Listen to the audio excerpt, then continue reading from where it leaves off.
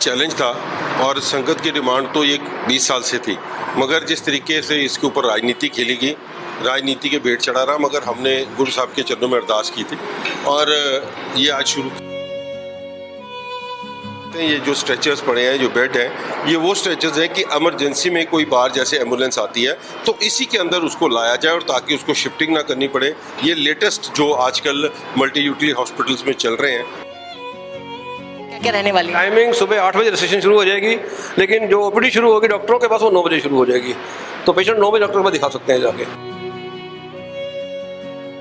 ये ICU ward में आप आए हैं इस वक्त, जो हमारे पास लेटेस्ट टेक्नोलॉजी की 8 बेड है आईसीयू के हमारे पास 8 बेड यहाँ पर हैं और बेड तो हम किसी में भी कन्वर्ट कर सकते हैं, मगर जो परमिशंस होती हैं वो इसी तरीके से मिलती। इसकी क्वालिटी के ऊपर कोई कॉम्प्रोमाइज़ नहीं करने वाले। इसका जो स्टैंडर्ड ऑपरेटिंग प्रोसीजर होगा, एसओपी बनेगी, वो डॉक्टर्स के कंसल्ट के साथ बनेगी, वो गुरुद्वारा कमेटी के मेंबर्स ने नहीं। सिटी स्कैन का एरिया है, ये सिटी स्कैन की बेहद ही अल्ट्रा मॉडर्न लेटेस्ट मशीन है ये, और इसमें सिटी स्कैन के बहुत ही नॉमिनल चार्जेस पे हम करेंगे। आप देख रहे हैं Navodaya Times Punjab Kesari TV. Delhi Sikh Gurdwara management committee द्वारा वो उपराले किए जा रहे हैं जिससे कि संगत को फ़ायदा हो सके। पहले दिल्ली के गुरुद्वारा बंगला साहिब में एमआरआई मशीन और सीटी स्कैन की मशीन लगाई गई।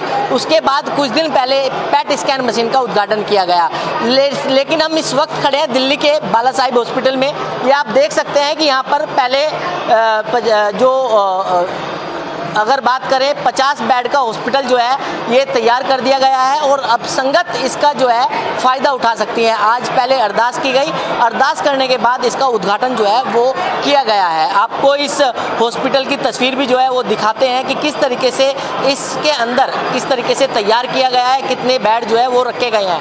हमारे साथ अध्यक्ष हरमीत सिंह कालगा जी हैं। कालगा साहब, अगर बात करें कितना बड़ा उपराला था ये और कितनी बड़ी संगत की डिमांड भी थी? देखो, मैं समझता हूँ कि इतना बड़ा चैलेंज था और संगत की डिमांड तो ये 20 साल से थी, मगर जिस तरीके से इसके ऊपर राजनीति खेली गई, राजनीति के भेंट चढ़ा रहा, मगर हमने गुरु साहब के चरणों में अरदास की थी और ये आज शुरू किया गया। मैं उस तरफ नहीं जाना चाहता, बट मैं हॉस्पिटल के बारे में आपको ज़रूर बताऊँगा कि ये इमरजेंसी वार्ड है। यहाँ पर जो आप देख सकते हैं, ये जो स्ट्रेचर्स पड़े हैं, जो बेड हैं, ये वो स्ट्रेचर्स हैं कि इमरजेंसी में कोई बाहर जैसे एम्बुलेंस आती है तो इसी के अंदर उसको लाया जाए और ताकि उसको शिफ्टिंग ना करनी पड़े। ये लेटेस्ट जो आजकल मल्टी यूटिलिटी हॉस्पिटल्स में चल रहे हैं वो स्ट्रेचर्स यहाँ बनाए गए हैं। ये इमरजेंसी वार्ड है। इसके बाद इमरजेंसी के बाद हमने एकदम इसके साथ आईसीयू बनाया, जिसका जो एंट्रेंसेस हैं यहाँ से भी रखी गई है अगर इमरजेंसी का कोई केस है, अदरवाइज़ इसका डोर जो है दूसरी तरफ से भी है। और आप देख सकते हैं कि ये आईसीयू की मैं कैमरा आप नोट कराएं, मैं अंदर से चल के दिखाता हूँ। तो यहाँ पर 2 ऑपरेशन थिएटर्स बनाए गए हैं, 2 आईसीयू के इंसेंटिव केयर यूनिट्स बनाए गए हैं, 2 जनरल के बनाए गए और एक पेडियाट्रिक बच्चों के लिए बनाया गया। ये सारी जो सुविधाएं हैं ये आम पब्लिक के लिए। या आप देख सकते हो कि फार्मेसी का जो हमारा मेडिकल स्टोर बनेगा यहाँ पर जो कम कीमतों के ऊपर, जैसे बाला प्रीतम दवाखाने में दवाई है, वहाँ पर वो भी ऐसे यहाँ बनाई जाएंगी। ये आप देख सकते हो कि ये पेडियाट्रिक वार्ड है। ये आप ऊपर दिखाएं, ये पेडियाट्रिक वार्ड जो बच्चों के लिए खास बनाया गया, इसके साथ लगता आईसीयू है। इस हॉस्पिटल की सबसे विशेषता है कि हर बेड के साथ जो ऑक्सीजन के प्लांट हमारे लगे हुए हैं, ऑक्सीजन यहाँ पर मुहैया कराई जा सके ताकि हम इसको किसी वक्त भी आईसीयू में कन्वर्ट कर सकें। कितना समय लग गया इसको बनने में? अगर बात देखो, ये तो जिस वक्त बनाया था इसको सिर्फ 3 महीने के अंदर हमने इस स्ट्रक्चर के बाद, जो हमें स्ट्रक्चर मिला था बाबा हरमान सिंह जी की तरफ से, उसके बाद हमने ये उसको इधर से आइए, पहले इधर आ जाओ, पहले मैं इधर आपको दिखाता हूँ कि उसके बाद ये 3 महीने के अंदर कंप्लीट किया था, मगर उसके बाद लगातार इसके ऊपर पॉलिटिक्स हुई, उसको रोका गया पिछली इलेक्शंस के टाइम पे। ये आईसीयू है, आप देख सकते हैं यहाँ पर वेंटिलेटर्स भी लगे हुए हैं जो हमें सारे लाइसेंस्ड हैं, सारा कुछ अवेलेबल है।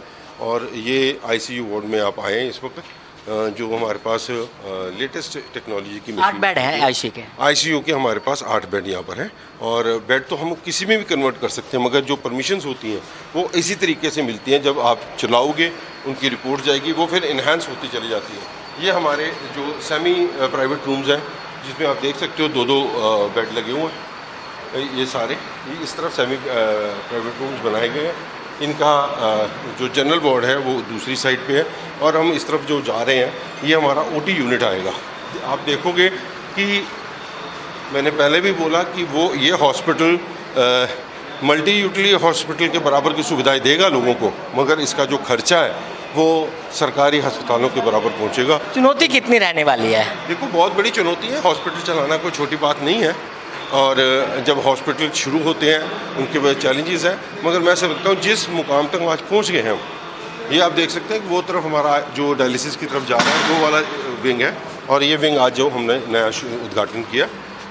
चैलेंजेस आने वाले हैं, चैलेंजेस हॉस्पिटल को क्या एक मेडिकल स्टोर को चलाने के लिए भी होते हैं, मगर काफ़ी सारी अड़कड़ें, काफ़ी सारी प्रॉब्लम्स जो पिछली सरकारों के वक्त भी हमें सहनी पड़ी, अब हमें ये राहत है। ये हमारा ओटी विंग है जहाँ पर हम जा रहे हैं।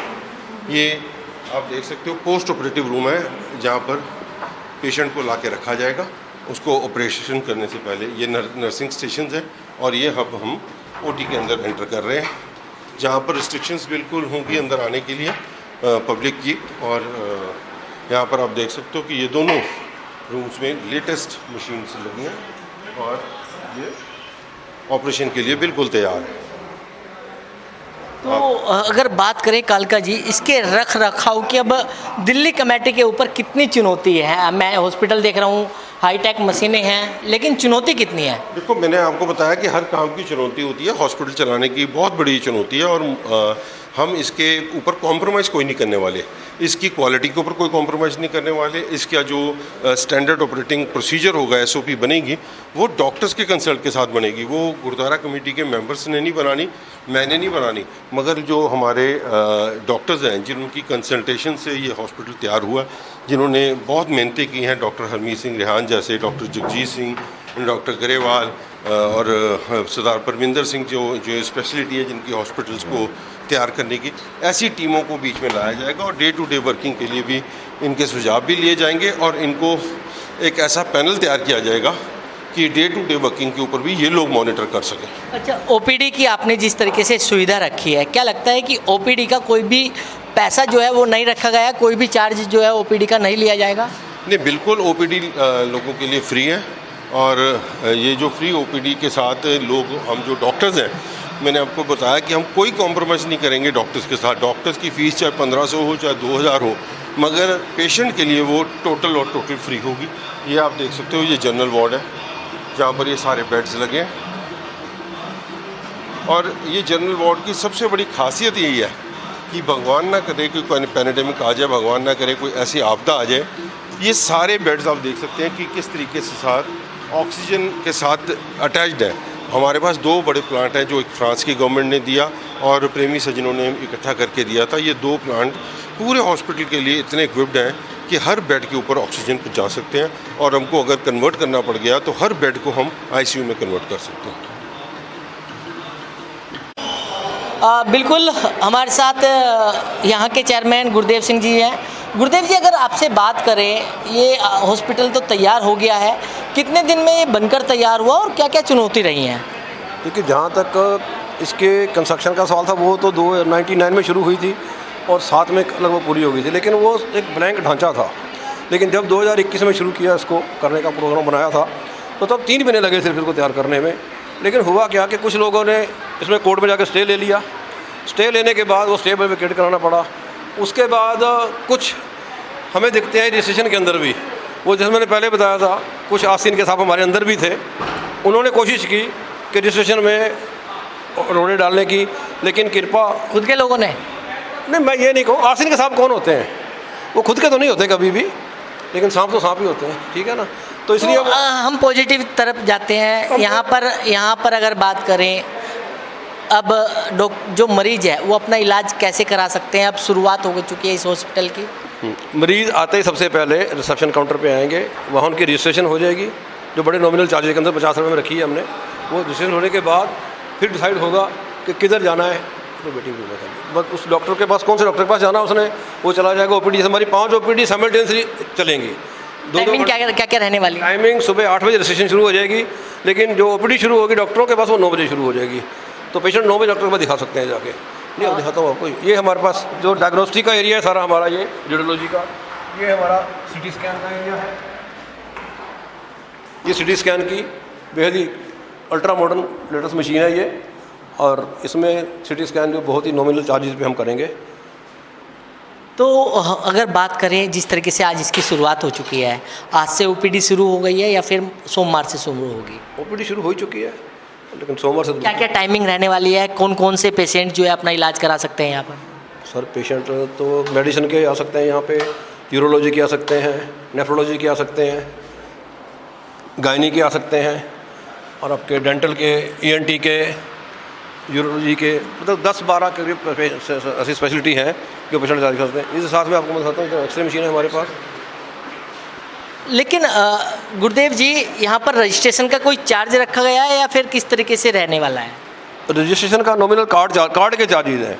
वैसे तो ओपीडी भी फ्री है, एक कार्ड देंगे हम जिस कार्ड के ऊपर सारा का सारा हमारा वो फ्री रहता है। तो ये डिजिटल कार्ड है, इस कार्ड में पूरे का पूरा बायोडाटा, पूरी की पूरी डिटेल, पूरी की पूरी उसका ट्रैक रिकॉर्ड जो होगा वो रिकॉर्डेड रहेगा हमेशा।